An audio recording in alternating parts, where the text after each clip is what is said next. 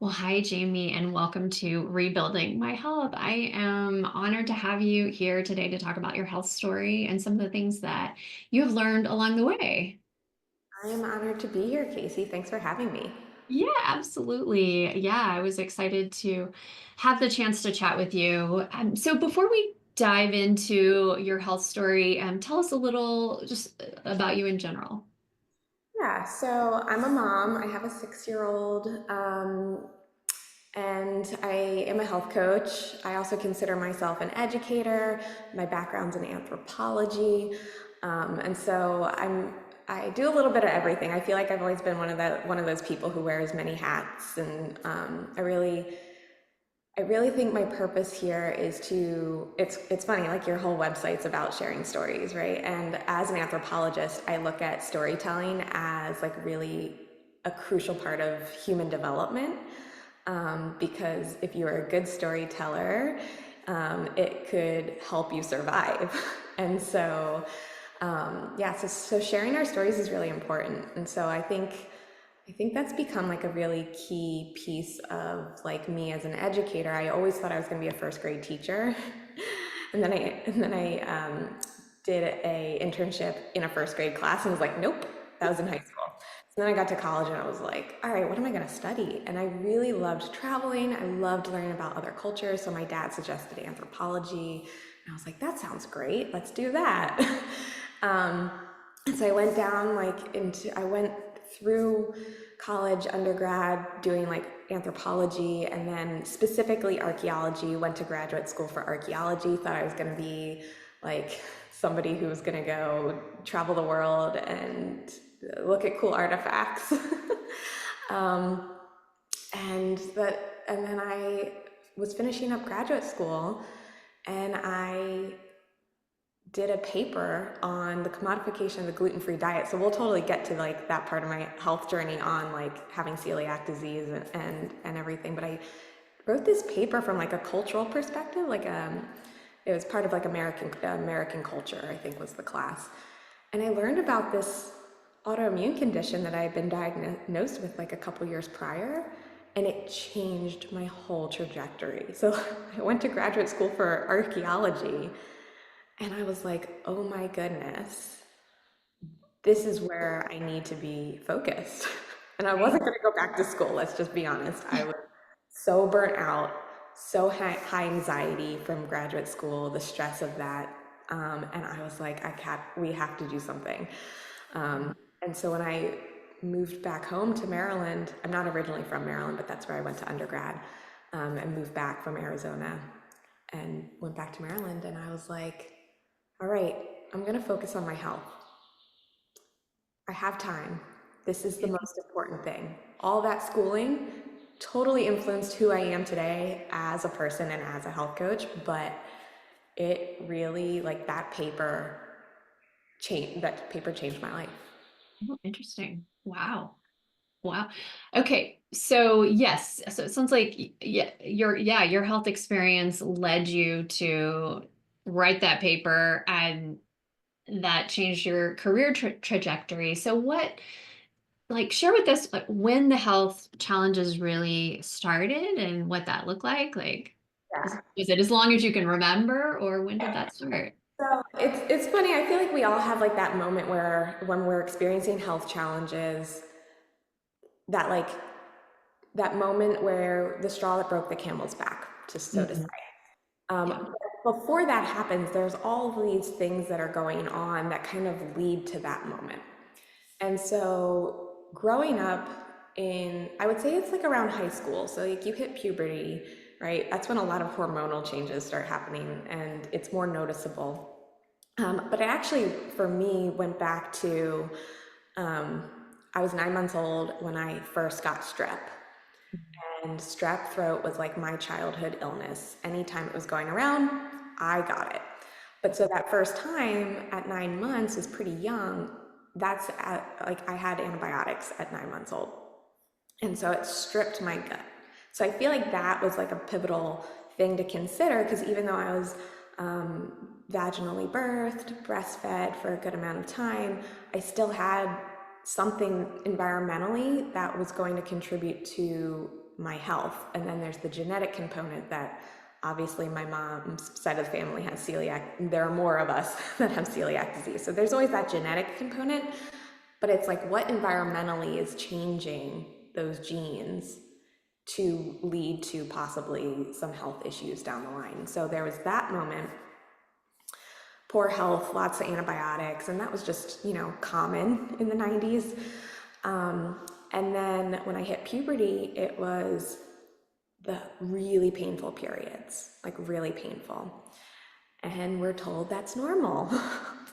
And it's not. And so that was definitely a piece of my story. And then the other thing in high school that really bothered me was I had pretty bad acne. And so I had a provider later on tell me, like, by the time it's coming out the skin, that means all your other detox pathways are not working as they should, because it's kind of like the last resort to get out. All these toxins like need to get out however they can get out. And so I remember as a kid, like my mom taking me to practitioners for, checking for PCOS and, getting like all sorts of skin treatments. So there was like those clues in childhood. And then the one thing that I always say is like, our bowel movements are a daily report card because we should be having them daily. Right. But that's not something that's talked about. Right. And so, like, as a mom now, like, I have a chart in my son's bathroom, and I'm like, hey, every time you go to the bathroom, like, you can put a sticker on it and, like, making it fun. Because, like, I'm trying to make sure he goes to the bathroom every day. Yeah. But looking back on it, I can't remember those details of my childhood, but I definitely think it was like another clue. Like, I probably was not going to the bathroom every day. And then the real health challenge, I'd say, that made it like unable to ignore anymore was when I got to college. And so this was kind of like a pivotal moment in my health, and I blamed it a lot on like environmental. That first semester in school, I could not eat without being nauseous. Didn't Mm. matter what I was eating. At this time, still didn't know I had celiac disease. It was a good long month of just nausea, almost constantly. And I Wow, blamed that's it.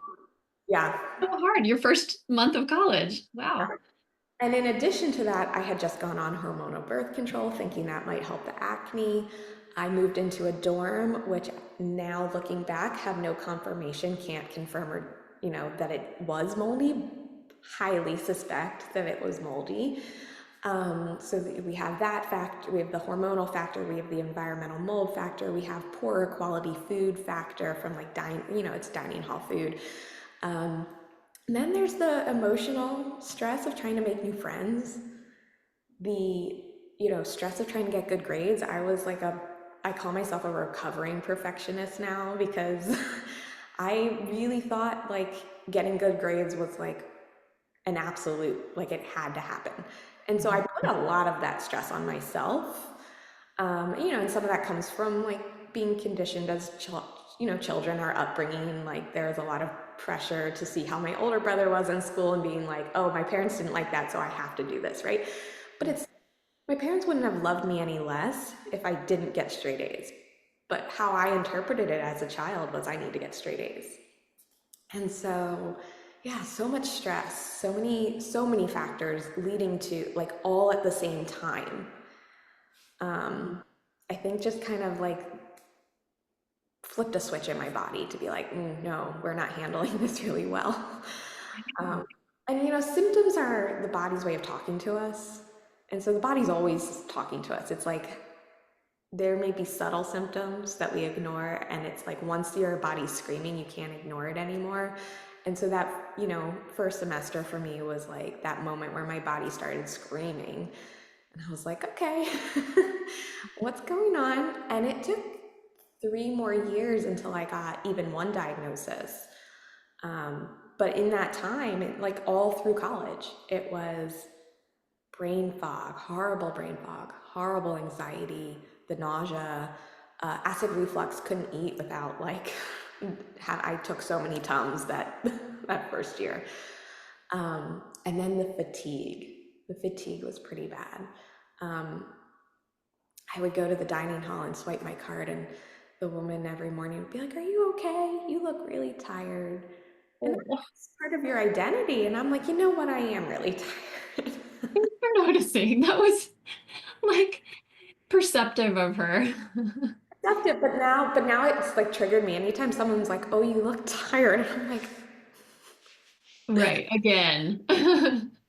yeah, it's like, so I could speak further into that. And, before we went online, I was telling you how I perceive health as a journey and not a destination. And so I'm still looking at things like to improve the sleep now. Like this is, I don't know, almost 2 decades later or a decade and a half later. Um, Sleep Yeah. is still something that I'm like, let's get that better now. Right. Yes, yes. And you know a lot more, you know how important it is now. Mhm. So in college, did you already have a celiac diagnosis or when did that come? Yeah, no. So all these health issues started that freshman year. I got my diagnosis of celiac disease senior year. So Oh, okay. so 3 years of like kind of suffering, um, just not really knowing what was going on in my body. And yeah, it was a relief to get the celiac diagnosis for sure. To kind of be able to change my diet, because prior to that, like I always thought I ate really healthy or pretty healthy, but still had a ton of gluten in my diet. Right. Yeah. Yeah. And celiac seems to be one of those things that I hear, people are kind of because it's genetic, right? Typically, and often they don't find it until well into their lives. Yeah. And they're like, oh, that's why I've been constipated my entire life. Like it was the gluten, so it the symptoms also seem to vary for people a Yeah. little bit for Yeah. celiac. That's a great point to make, because like, you know, for celiac, I would have suspected so many gut issues. And like, yeah, the nausea, like that went away after a little while. I think my body kind of adjusted to whatever it needed to. Like your body adapts, right? It's like, all right. So luckily, I kind of lost that symptom and was able to eat again, with not without the reflux, but I was still able to eat. But and then besides the constipation, I didn't feel like I had a ton of GI symptoms at the time. Like looking back, okay, maybe there were more than I was aware of. But yeah, I think for me, like that brain fog was super, like that was like my main symptom. It's just not being able to kind of have that clear thinking. Right. That is really interesting. Yeah, which implies inflammation, right? Typically, brain fog is largely. Well, yeah, I mean, we think about the gut-brain connection. Yeah. It's like a lot of those neurotransmitters are actually made in the gut, and so if the gut is so inflamed, it makes sense that you would have some brain or neurological symptoms. Yeah, yeah, that makes a lot of sense. So I imagine changing your diet, you definitely saw some relief. Yeah, so it's actually interesting. Um, I thought that changing my diet would be like the answer, and it honestly was not. Oh, yeah, wow. I was being cross-contaminated still for 2 more years after the diagnosis, because I think that the education just wasn't available back then when I got my diagnosis. Um, and so yeah, I think that like I think there's a lot more education around gluten and celiac disease now, but at the same time, being cross-contaminated, like the difference between gluten intolerance, which is popular now, and celiac disease is that even like a crumb of gluten can affect someone with celiac disease versus that you don't have that same breakdown in the microvilli if you just have gluten intolerance. So Yeah, yeah, so that cross-contamination for me kept going. yeah. Wow. Two Yeah. more years until, and I shared with you earlier, it was like there was a paper in graduate school that changed the trajectory of um, my whole health journey. Oh, yeah, yeah. So, yeah, you wrote a paper on gluten and I guess kind of more fully understood um, My yeah, disease. The disease. Yeah. Right. Right. Yeah. So interesting. And so then when you like were really, clean and not having the contamination, did you notice a big difference? No. No. Okay. Yeah. So what was behind that?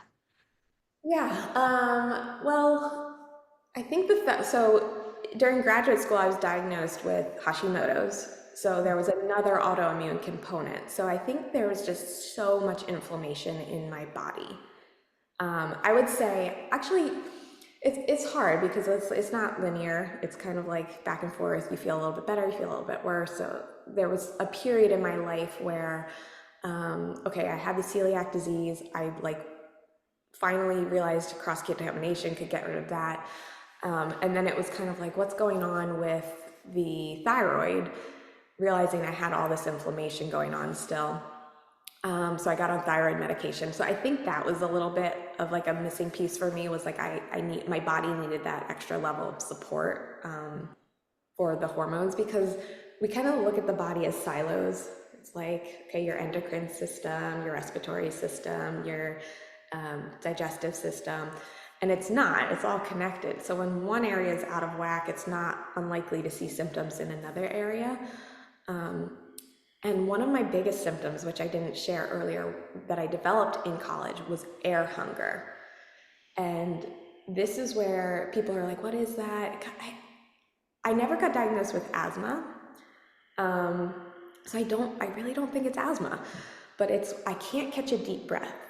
And I often feel like I need to yawn in order to catch it. So it's kind of like you're breathing, and then all of a sudden it's like, it doesn't feel like air is going in there anymore.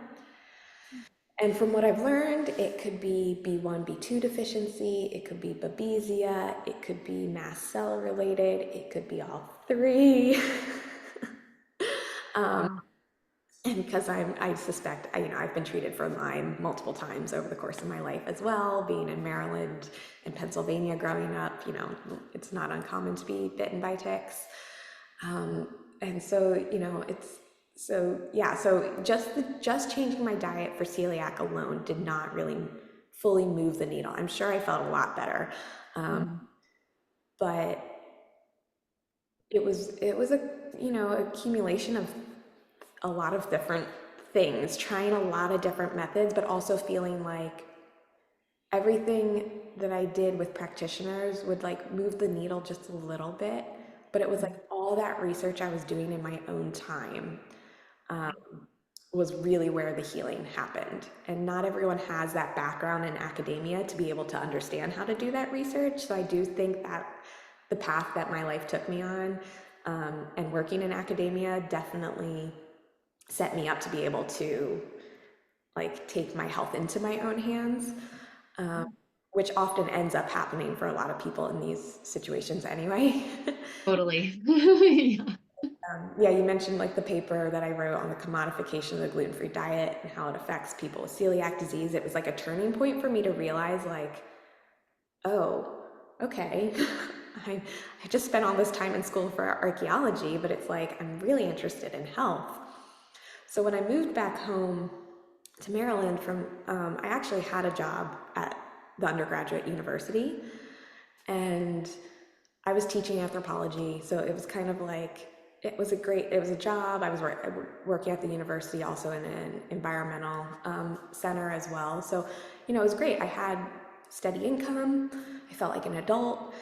But literally all my spare time was researching health. And so it was not just the gluten-free diet, but it was like I tried the autoimmune protocol diet.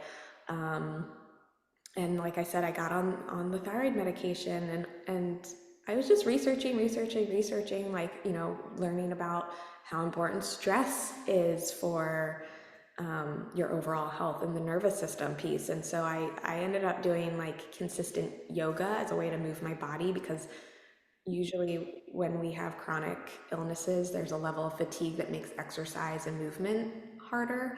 So yoga became like my form of exercise. But I always tell people, it's like you have to find movement that brings you joy. And I really enjoyed yoga, like that, the 4 years of my life from when I was done graduate school to when I like started my family, like yoga was it for me. I enjoyed it. It brought me so much stress relief. Um, but then bringing back the anthropology piece, I started looking at like how humans developed biologically and our modern environment. And I started learning how toxic our modern environment is. And that was another huge piece that I like to remind people of. It's like we have to remove things that are stressing our bodies because stress is not just like mental. It Mm. is true, there can be true physical stress on the body. And so looking back on it, mold is a huge stressor on the body. You know, the air we breathe, whatever's in there, whether it's, you know, pesticides, herbicides. I live right next to a farm. I Mm. started purifying the air in my home. I started filtering my water. And so there's all these little things. It wasn't just diet, it was diet, it was stress management, it was removing toxins. Um, yeah, it was getting back into connection with nature. I would say that was like my, uh, I tell people all the time, so like if you can hear bird song, it's very regulating to the nervous system because a bird's not going to sing if a bird thinks it's in danger. And so that connection to nature where we biologically evolved is really key.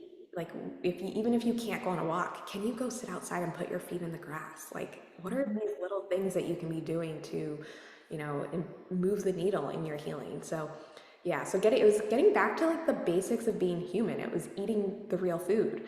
It was finding community and support. Like when we don't feel good, we need that support system because we're not meant to be Yeah. alone and isolated.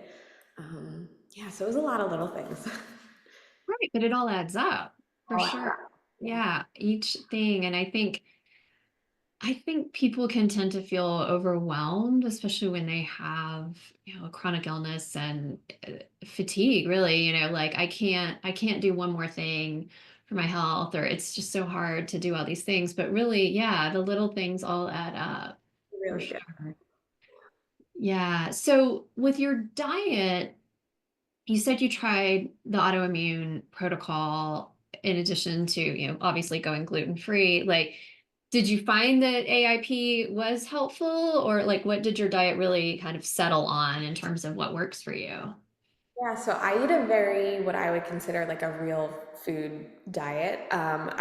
When I tried the AIP, it was actually a couple months right before I got pregnant. So I do think it was very healing for reducing inflammation. Like I got rid of the nuts and things that can be more inflammatory because of things like the lectins and plant foods have all these properties that make them less absorbable, or we have to process them in certain ways for the body to actually get as much nutrients out of them as we should. And this is again where my anthropology comes back in. My undergraduate advisor is an experimental archaeologist, and his research turned to looking at how cultures process food to make them more nutritious and more digestible. And so he's done a lot of research on like fermentation, sprouting, um, and like soaking and sprouting grains and things like that. And for me, it was kind of like, okay, I can't eat, the sourdough bread. I can't eat I was eating a ton of sauerkraut at the time. But AIP kind of helped me realize that it was kind of interesting because like everyone's food sensitivities can be so different. And so for me, AIP was like that moment where I removed all those things from my diet, like the nightshades. And I thought I was nightshade sensitive because tomatoes would give me headaches sometimes. And later, fast forward, it was histamines, not necessarily nightshades. But at the time, it gives you that opportunity to remove foods and add them back in at one at a time and figure out like, oh, am I really sensitive to this? And I'm going to be 100% honest because I think this is like a real human moment. I did not add anything of it back in systematically. Oh, I that's was like, I'm going to do 3 months of AIP and lower my inflammation. And then I got pregnant and I was like, I just need food. okay.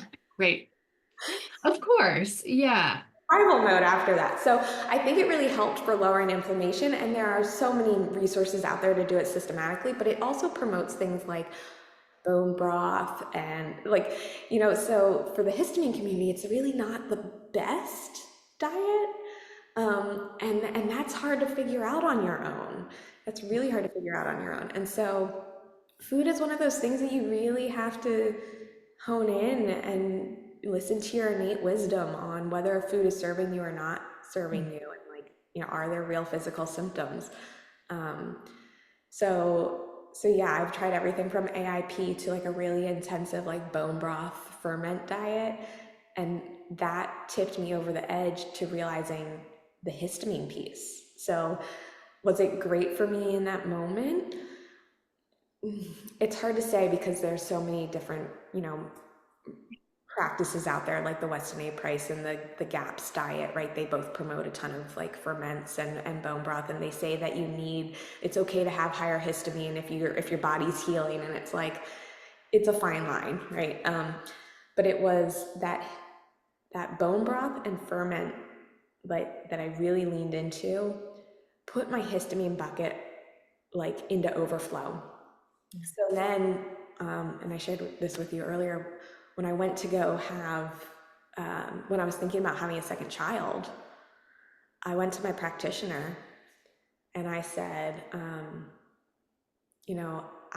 my air hunger, I still can't figure out, right? It's that one symptom that, I got my bowels moving, I was taking digestive enzymes, I found supplement supports that work for me. So that was something that we hadn't talked about yet, is like, yeah, there was definitely, just removing the gluten from my diet wasn't enough. It was like, okay, I also needed to rebuild the gut lining a little bit, support my body to digest the food that I was eating. So, again, in those 4 years from graduating grad school and discovering the severity of celiac to having a baby, it was really those 4 years that I was trying all these things. And I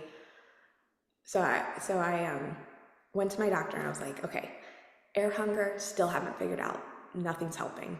I was having it probably almost daily to a couple times a week. And then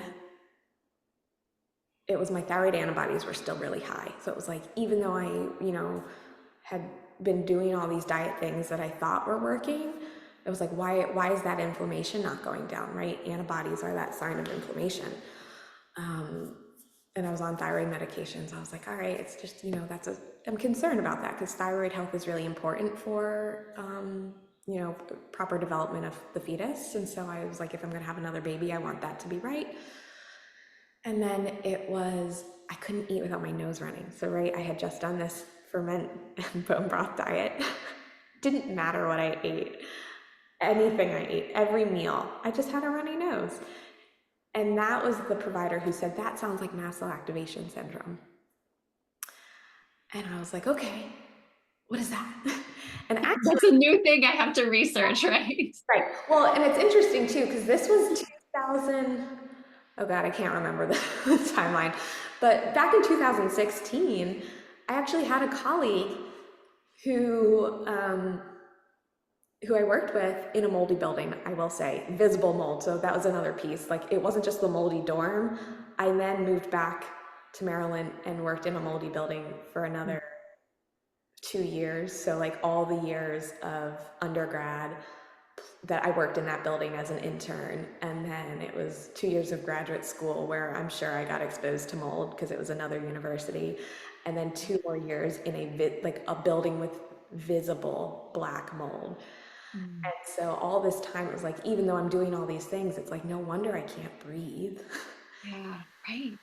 And that colleague, so this is 2016 when mast cell activation syndrome got that official diagnostic code in the medical community. And my colleague basically said, oh, I have MCAS. Like, I'm sure of it. I have MCAS. She was also being treated for mold, chronic Lyme.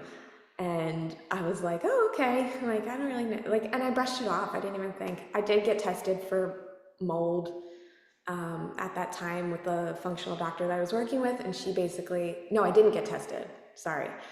I wanted to get tested for mold. And the practitioner was like, I can't treat you for mold without these tests. And when she told me how much they were, I had just gotten off my parents' health insurance and I was just about to get married. And I was like, you know what? Not a priority. Because we spend time prioritizing like what's most important in our journeys. And this stuff is expensive. Like I'm not going to deny that at all. Like So healing, expensive. they do not make this easy to do. So I just kind of brushed it under. I was like, okay, I probably have mold. I went to the college and I was like, hey, can I move out of this building? I think it's contributing to some health issues. They moved me. It was great to not be in that building anymore. My daily headaches reduced. Um, just being out of the mold alone, like that was one symptom I had noticed.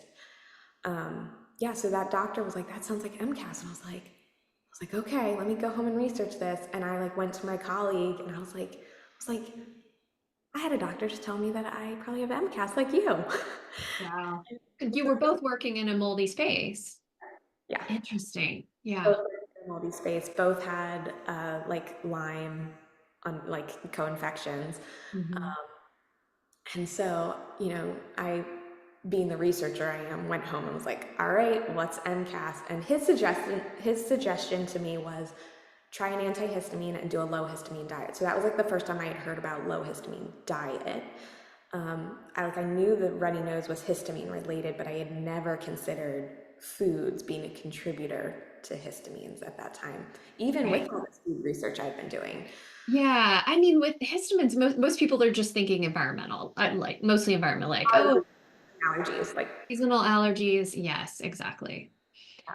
um, and so I went home and I didn't want to go down the antihistamine route. I was like, I don't want to be on Zyrtec or Allegra or Claritin the rest of my life. Like, that's not an answer for me. Like, as a health coach, it's like, let's get to the root cause. Um, and so, yeah, so it was that moment, and I think this is important for your community that it was suggested I might have MCAS. I was never officially diagnosed. Um, Testing for MCAS has its pluses and minuses. If you need it for insurance, absolutely find a provider who is educated and can guide you on that appropriate testing. But for the majority of us, it's just symptom based. And it's like, okay, MCAS is secondary. We have to get to the root cause. What is triggering the mast cells? Like, Mhm. that's kind of the big answer. The big question is, it's Right. sure, I may have this label, um, but the label's not really the end all be all. We have to keep peeling back the layers to find out what's triggering the mast cells. And so that's when I came across Mast Cell 360, because at the time I was also experiencing some candida. I thought was like yeast infection, like every single month, recurring yeast infections. And so I found Mast Cell 360's blog through the candida article. So I'll just say that. And then I realized that I had kind of neglected my nervous system, right? I share this a lot in the Mast Cell 360 community, is like the number of times I've gone back to the nervous system piece of my healing. That can't be ignored. And I realized like I was a new mom. At the time, my son was like maybe 2.5 when all of this was happening. So like really in the heat of early motherhood, um, my self-care had taken such a backseat. And so like learning about Mast Cell 360's nervous system reboot, my mom was like sending me, my mom's been a huge champion of my health too. So for all the moms out there, like I just want to acknowledge you and say thank you for like being that advocate for children who aren't, able to always express what's going on in their bodies. Um, And so, yeah, so my mom was like sending me all these resources from Mast Cell 360 as well. And I was like, I had just found that website, Mom. Like, Awesome. Yay. it's fine. Like, because when you Google like mast cells, like even 3 years ago when I discovered it, it wasn't that talked about. And, we're learning more and more about it now. And there's more practitioners aware of it now. But right, that was 2016 when it got the diagnostic code. And I'm saying like, even just 3 years ago, it was like, what is this? Like, And would you briefly explain it for people that don't really know what it is, and then like the histamine relationship? Yeah, so I'll like do like a very brief overview because it's very complex, and so I think it's just better to kind of understand like what's going on. So the mast cells are part of your immune system, and so it's not the only cell that produces histamine, but it is one of those. And so when your mast cells are triggered, it's going to shoot out more of those mediators like histamine or cytokines that may cause inflammation in the body. And so when we think about mast cell activation syndrome, it's not, there's a distinction we need to make. So there's mastocytosis, which means you have too many mast cells. That's not what's going on with mast cell activation syndrome. Mast cell activation syndrome could be somebody who just, their mast cells have become haywire and they're reacting to things, triggers, whether it's internal or environmental, that they ideally shouldn't be reacting to. So there can be food triggers, but also, you know, your body produces histamine. Like there's a lot of mast cells in the gut lining. And so your body produces histamine just from digesting alone, right? So these triggers can come from all over the place. And when we experience mast cell activation syndrome, it's usually the mast cells are being activated in at least two systems. And so that's kind of the distinction is, do you have symptoms in like more than one system of your body? So like the sinuses and respiratory, like if somebody just has seasonal allergies, but aren't reacting majority of the time the rest of the year, that's probably not mast cell activation syndrome. But somebody who is, you know, a lot of practitioners look at just, are you having anaphylaxis from foods or something environmental? And do you have hives? Like those are pretty like mast cell symptoms. I didn't have either of those. I had the air hunger, but I've never had anaphylaxis. I feel extremely grateful that I've never experienced that level of sensitivity. But yeah, never had hives, never had anaphylaxis, but brain fog, constipation, air hunger. So like that's three systems right there in my body. And And headaches too, it sounds like. oh yeah, sorry, oh my God, headaches. Yeah, so when I did do the low histamine diet, my headaches went away. And I didn't realize I was having headaches every day. So like I mentioned, getting out of the mold helped reduce them. I lived with low level headaches.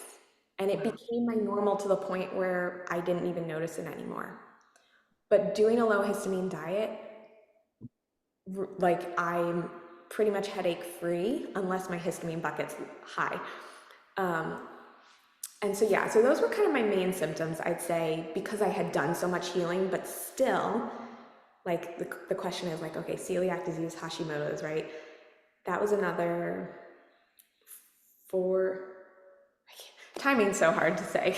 Yeah. It's been a decade-long journey, right? But it was like I had tried all these things and still having symptoms. The other one, in addition to just general like daily headaches, was every cycle, menstrual cycle, right before ovulation, when my estrogen would increase, I would get a migraine. So for one night every single month, I could count on getting a migraine. I knew exactly when it was coming, and I would have to go lay in bed. And my husband was actually the one who kind of helped me connect the pieces. Yeah. Sometimes we're so in it that having that second set of eyes is really helpful. I Yeah. track my cycle religiously, and he was like, he knew where I was in my cycle, and he was like, "Oh, you get it every time you ovulate." And I was like, "Oh." But that was before I learned about histamine. So like we had made that connection that I was like, okay, I was getting hormone related migraines. But then when I did low histamine diet for 2 months, after 2 months of that, I didn't get a migraine again. Wow. And I was like, oh. And in that time, I had also like introduced mast cell stabilizers and Mhm. other things. So that's kind of mast cell. Mhm. It's kind of your mast cells are being triggered to things that they shouldn't be triggered on because they're part of that immune system. They're scanning the environment constantly for what may be dangerous. And they're on the end of every nerve cell. So there's that nervous system piece to it as well. It's like, okay, when that gets triggered, and then we experience this. So that's the mast cell piece. And then the histamine piece you had asked about was basically, like I said, the mast cells are one of the cells that produce histamine in the body. You can have histamine intolerance without having mast cells. So that may be where the allergy piece comes in. My favorite thing for telling friends when they have allergies and not mast cell is like, hey, what if you tried a low histamine diet during allergy season? It's like, let's lower your bucket so that it's not overflowing when the extra pollen comes in your nose, and now your mast cells in that area are like, ooh, let's produce some more mucus.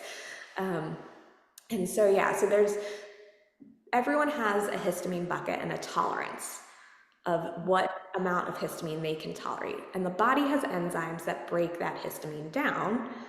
But when we have too many things coming in, faster than the body can break it down is when we see those histamine symptoms. Yeah, super interesting. Right. Yeah. And then, one thing that I think people notice is like, oh, I was never sensitive to this before. I was never sensitive to perfume before, or detergents like fragrances or that sort of thing. Or yeah, new foods. So suddenly you become more and more reactive to all these different things that you were not reactive to before. I guess because your bucket is so full. Is that correct? The bucket's so full, your nervous system becomes dysregulated because so we see an increase in sensitivities often when the nervous system piece is gotten to the point where it can't handle distinguishing what's safe and what's not safe anymore. So, for example, the olfactory system. So this is like you mentioned, the chemical smells, like the laundry detergents, the perfumes. The olfactory system's connected to the amygdala. And so this is part of our limbic system in the brain.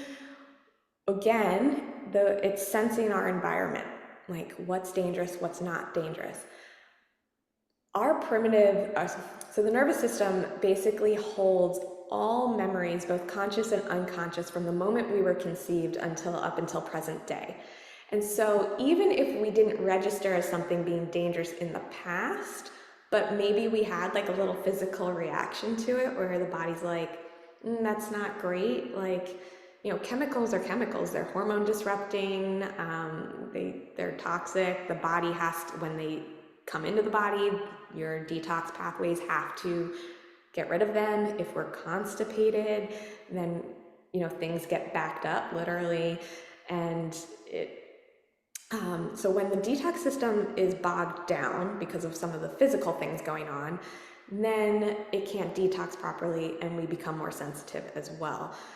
But going back to the limbic pieces and the nervous system piece is we store those memories sometimes unconsciously, and the body says, oh, that's dangerous. And so now the body again is like going to react and have those symptoms because it's not sure what's safe and what's not safe anymore. And so this is where doing nervous system work alone, if you're too sensitive to supplements or food, you can calm the mast cells down just with nervous system work. And so I like to use the example of chemicals is one that we see once somebody has mold in their body, for example. Like mold's the number one trigger we see of mast cell activation syndrome in our clinic at Mast Cell 360. And so, if there's mold in the body, the immune system is so bogged down taking care of keeping that, out of circulation to keep you from being even more sick, that there's less resources for all the other processes in the body. And so our detox system really does slow down. And so we do become more sensitive to these. So once we can see when we calm the nervous system down, when we address some of the other things like the mold and calming down the mast cells, we can see those sensitivities come down. Like there's a store in town it was like a hardware store. So if you can think about all the chemical smells that would be in a hardware store, I couldn't go in there. immediate headache, like immediate. I didn't go in. I can totally go in that building now. Like, I know it's not great, but like I don't get an immediate headache when I go in. And so we can bring the body back to a place where it's able to handle those. Right. Yeah. Yeah. So interesting. Yeah, I had that experience with the perfume section of a department store. It's like as soon as you walk into that like makeup section of a department store, like, oh, gotta like quickly go past this because it's so powerful. And then there's like someone trying to hand you a perfume sample. No, no, I'm good. Um, but so Jamie, what would you say looking back, nervous system has been huge for you, nervous system regulating steps. What else kind of stabilized your mast cells? Like when you look back, what was really helpful for you? That's a great question. So I was able to not have to go the route of medication, but for some that isn't necessary, like things like ketotifen or cromolyn sodium. If they're so sensitive or they're salicylate intolerant, medication's usually the route to go. I was lucky enough to not have to do that. Um, so I did more general mast cell stabilizers like quercetin, perilla seed, luteolin, resveratrol, vitamin C. So I went the supplement route, um, and so that was kind of like once I got on those. It's funny now with the allergies season. Um, I don't have seasonal allergies, and I never really. I mean, I'm sure I did a little bit. It was like the least of my worries because I had so many other things going on. But now, it's very polleny here, and everyone's like, "Oh, my allergies are so bad. My eyes are, itching," and I'm like, I don't even feel it Wow. because I'm That's on amazing. I'm on some mast cell stabilizers. Like I'm supporting my body in that way, and I'm really conscious of the histamine bucket, like my own personal histamine bucket. Um, I know my telltale sign, like going back to the idea of sleep being so important and so key. A lot of people experience that histamine dump between 2 and 4 a.m. Mm. And so I know that I've overdone it on the histamines because I'll get that 3 a.m. wake up. And so that's like a good, it's information. Like, so, symptoms are information. So I use that kind of like, okay, tomorrow I need to be better about it. And so I did a lot of mast cell stabilization. Once I was in the robust category. So it's funny because of people with mast cell activation syndrome, the symptoms vary so greatly. Like I said, it's like, you could have the hives, you could have the heat intolerance. We didn't mention that one. The chemical sensitivities, like there's just so many symptoms. I'll have we can share some resources, but yeah, symptoms are very wide. So you kind of have to find the right tools to calm the symptoms down that you're having.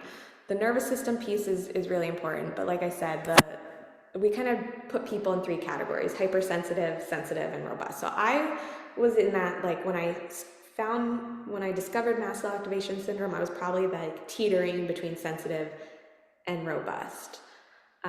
In my friend group, I would say I'm so sensitive compared to everyone.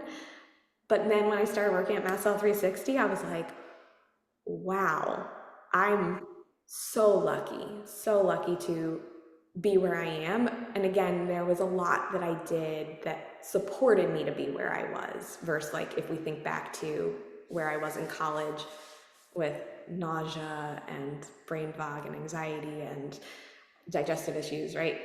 Where the air hunger started. So like from where I started to where I was when I discovered mast cell, I want to just share that with people is because I had done a lot of stabilizing work by like removing those triggers, like the chemical personal care products, chemical products in my home.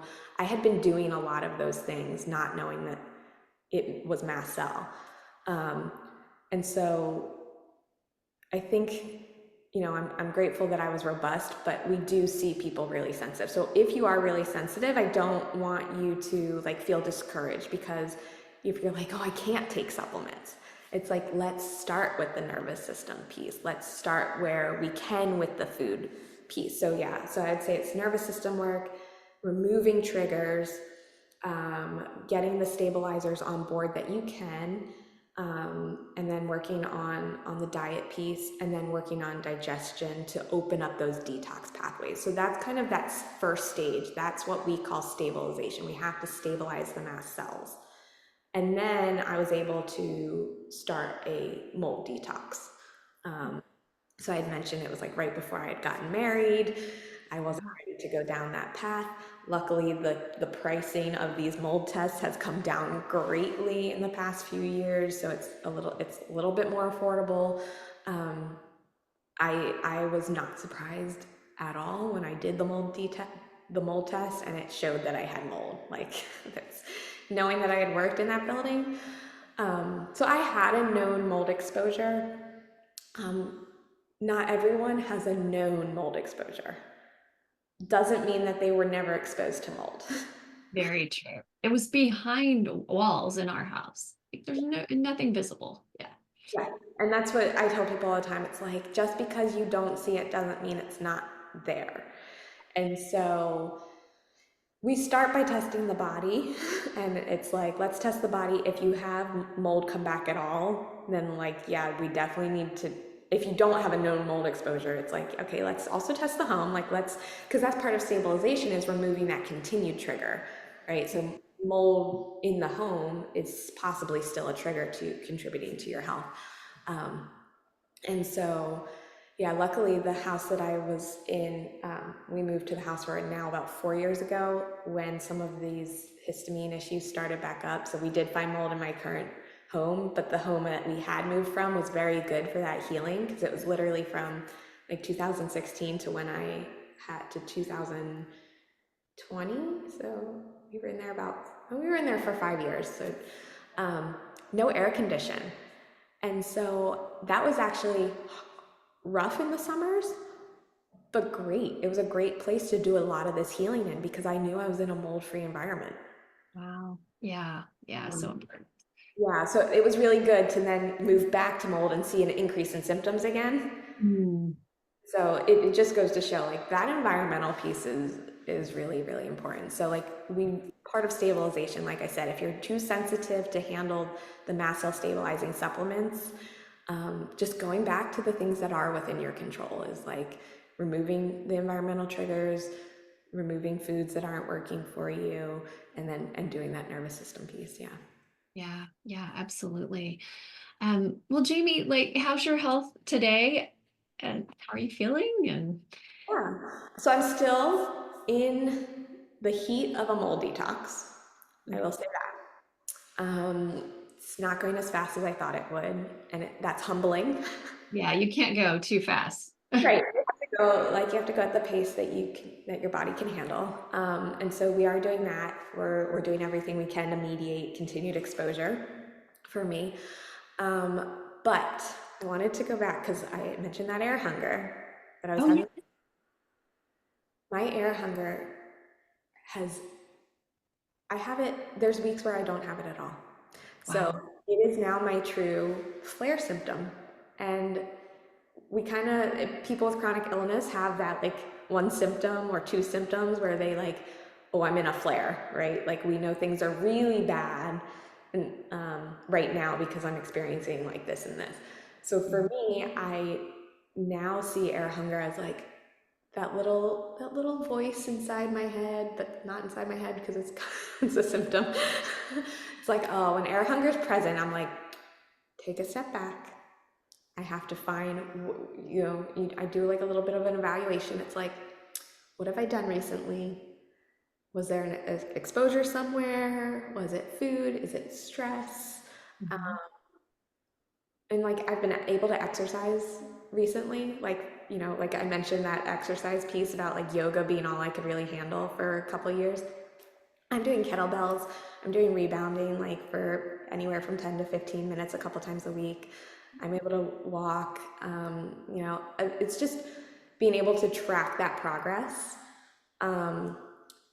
is great. And then having that symptom to be like, oh, I've overdone it. So like I'm almost kind of like, I'm okay if air hunger never goes away because it's just it just lets me know like I've overdone something and I can shift. Mhm.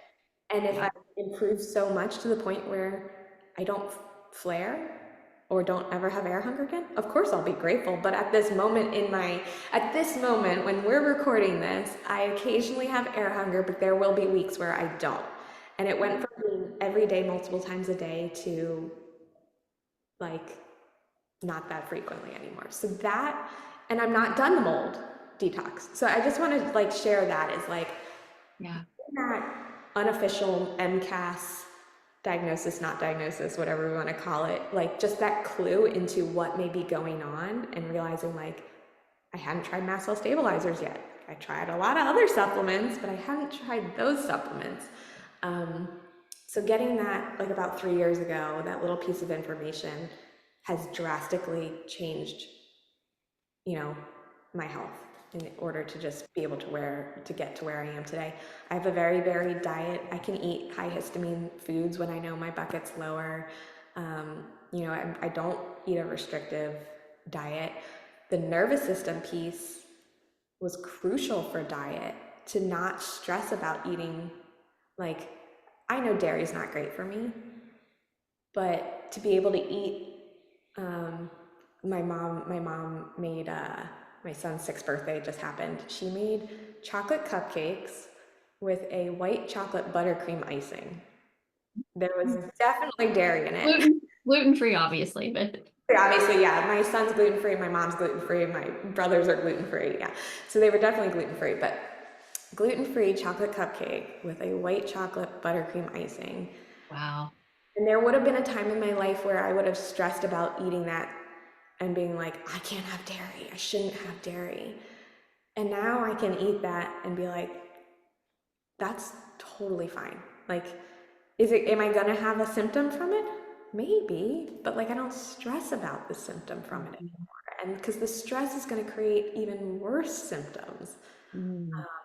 And so, yeah, Yes. so it's gotten to a point with the nervous system work where I can have a lot more dietary freedom. Um, and I think that that's a huge piece to leave people with hope because, like, you can get to a place where you can eat your favorite foods again, um, and not stress about it. Awesome. Any last advice you would pass on to someone who's kind of like really in the middle of MCAS or other health challenges? Yeah. Improvement can happen. I want to leave everyone with hope that you can get better because, like I said earlier, MCAS is secondary. If you can find your triggers and you can remove those triggers, you're removing the stress on the body. And so, like, one, don't ignore stress. Like, I think nervous system is like key. And if I went back, I would have picked it up sooner if I had known how important the nervous system piece was. Because as a mom too, for those who are listening to this who are moms or want to be moms, like the mom is the central nervous system of the family. And you've probably noticed this. It's like when you ignore your self-care or ignore your mental health, everything starts to get a little haywire. Let's use that word. There's like a haywire, everything's haywire in your household when you are not focusing on yourself. So it really is about, pouring your cup first. You can't pour from an empty cup. And so your health is worth it. It's not always easy, but with the right support, you can totally get better. Absolutely. Yeah. Thank you for that message of hope and for sharing your beautiful story. Where can people find and follow you? Yeah, so right now I am a health coach with Mast Cell 360, so you can find me there. And if there's any moms out there who are interested in preconception health or generational health, you can find me on Instagram at A Nourishing Path. I'm not very active on there right now. And if you are a mom with autoimmunity or somebody with autoimmunity who wants to become a mom, I did write a book it's a very short book. It's a memoir of kind of those 4 years. So it doesn't mention MCAS. I didn't know that piece of my health journey yet, but you can find it on Amazon. It's called My Awakening, and it's a memoir and a pregnancy guide from a first-time mom with autoimmunity. So a little bit of everything. But for those who are for MCAS focused right now, totally check us out at mastcell360.com. We're on Instagram, we're on Facebook, we're on YouTube. Right now I host our weekly live, so it's a great free resource to kind of educate yourself on mast cell 3 or mast cell activation syndrome.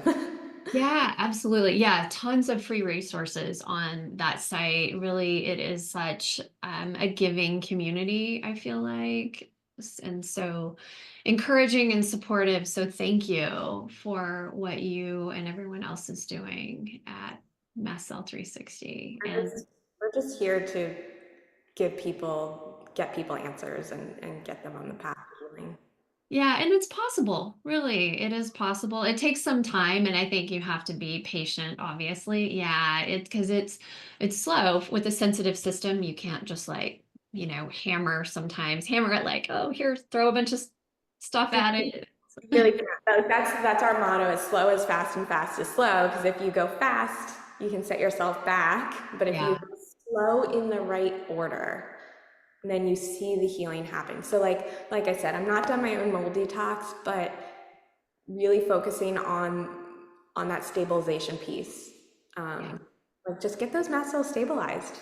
Reach out to us if you're curious. We do 50-minute strategy sessions right now. They're being offered, and it's like that opportunity to do one-on-one with somebody and have somebody hear your case, because everyone is so different.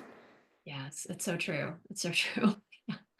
Well, Jamie, thank you so much for your time and your wisdom and for sharing your story. I really appreciate it. And I know that this is going to help a lot of people. I'm going to send it to several friends who I know are dealing with symptoms that seem like they are histamine or mast cell related. So yeah, I know it's gonna help a lot of people. So thank you. For helping me spread awareness. Yeah, absolutely. Have a good one.